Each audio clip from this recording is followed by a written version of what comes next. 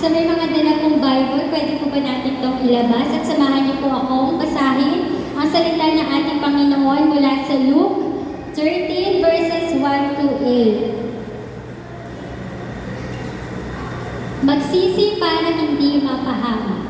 Noon, may mga tao nagsabi kay Jesus na pinapapatay ni Pilate ang ilang mga taga-Galilee habang nag-o-offer sila ng sacrifice sa Diyos.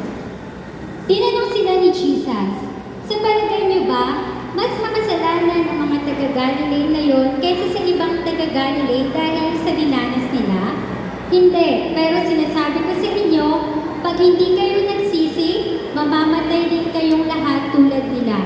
O kaya naman, yung 18 na namatay na mabagsakan ng tore sa silong, ay palagay niyo ba mas makasalanan sila kaysa sa lahat ng nakatira sa Jerusalem? Hindi, pero sinasabi ko sa inyo, kung di kayo magsisisi, mamamatay din kayong lahat tulad nila.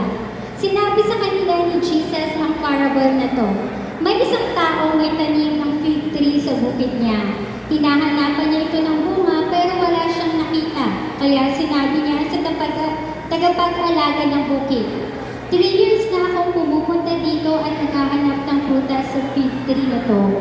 Pero wala pa rin bunga. Putulin mo na, nakakasikip lang to.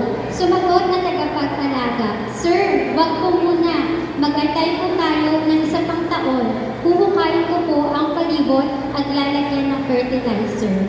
Maraming salamat sa salita ng Panginoon. Pagpalain ang salita ng Panginoon. Maaari na po tayong maupo.